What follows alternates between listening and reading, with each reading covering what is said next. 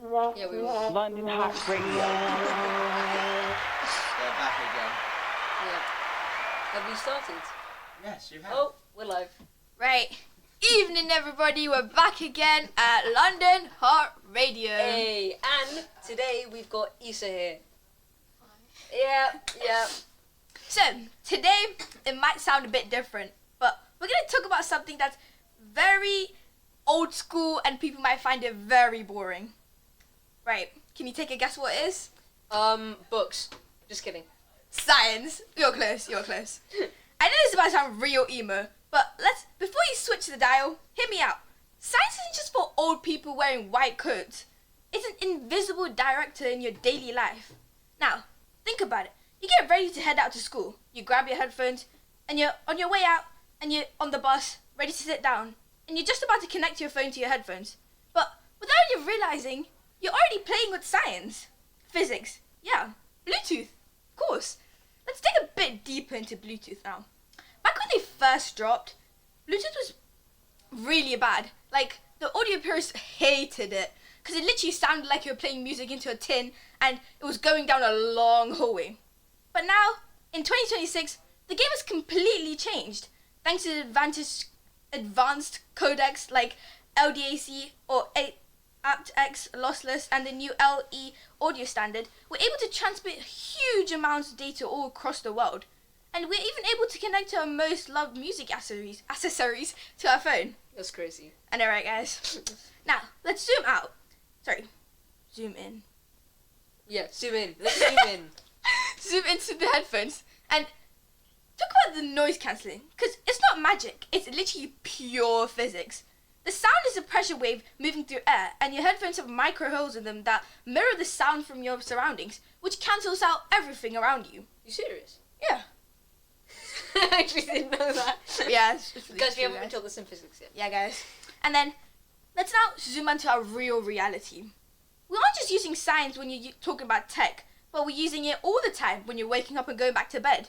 Now, the real takeaway is that science isn't the subject you study. It's a description of how reality works. And every time you cook an egg, catch a ball, or look at a smartphone, you're interacting with centuries of scientific discoveries. Thank you. Now I'm going to pass on to Phoebe. Hey, it's me again. And today, I'm going to be talking about... Actually, no, I'm not going to say that. Today...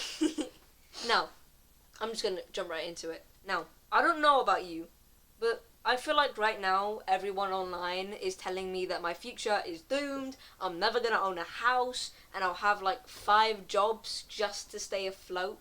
I believe in you. Trust. Now, I know that none of that is true, and just because people online say something doesn't mean that it is true. But it's always good to be prepared. You never know where life will take you, so it's important to keep your options open and have a backup plan, if not 2. So, keeping in mind my skills, what's my backup plan? Well, I'm glad you asked. I've always been gifted in maths. I never revise, but I always get good grades. It just comes easy to me.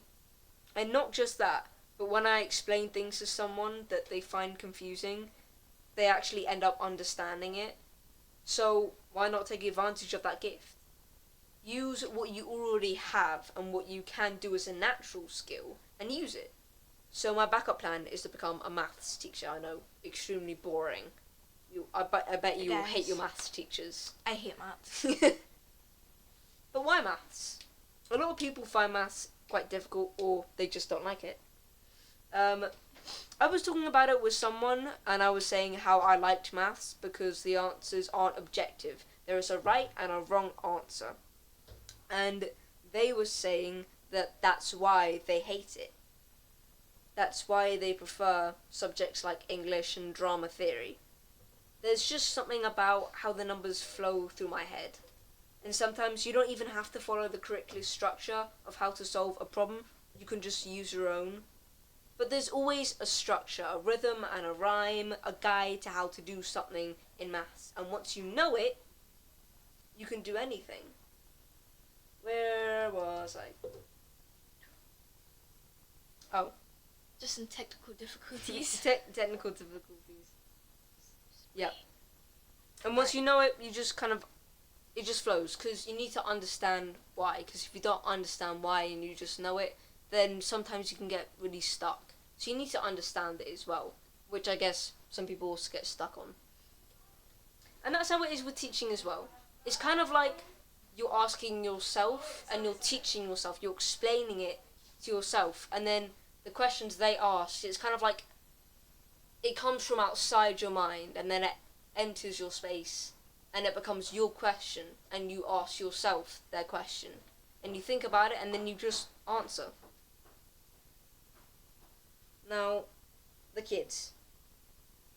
Personally, what do you do with the kids? Personally, from a perspective of a student, all we just need is a little respect and a little leniency. Just because we're younger and know less than you doesn't mean we're any less equal, especially in secondary. Students and teachers aren't so different, but it's just important to keep your mind open. And with that, we're moving on to Issa. Hello everybody, today I'm going to be talking about my future. Thinking about my future, it has always felt a little overwhelming. I often wonder where I will be in 10 years, what subject I should choose, and what career I'll end up in. Questions like, what if I change my mind? Or what if I never find something I truly enjoy? Always constantly pop into my head. Sometimes it feels like everybody expects you to have your whole life planned out already. But I've realized that worrying about the future won't change it. It only creates more stress. Instead, I would rather stay open to new experiences, try different things, and discover what truly interests me along the way. One area that has always got my attention is technology. We live in a world where new inventions, artificial intelligence, and digital tools are changing the way we live almost every day. The future will be shaped by technology, creating careers that don't even exist yet. That's what excites me the most. Whether it's designing new technology, solving problems, or helping create something that improves people's lives, I want to be part of a future that is always evolving. Maybe I don't have my whole future planned out yet, but I know I'm excited to keep learning and discover where my interest in technology will lead me. Oh yeah. And with that, that's enough from us. Good night. So, yeah, good night. Good night. Good night. Bye. Bye bye. It's only 2 o'clock in the afternoon. No one's Yeah, gonna that- know. That's No why one's that's why knowing. it's funny that we're They saying do know goodnight. because they can How? see when it's published. Oh. The time. Don't publish it now. It's already published. Oh. Ooh, And you're still live. Good evening. we're still live. Yeah. Goodbye. That's why it's funny, because we said goodnight and we know it's 2 o'clock. Yeah.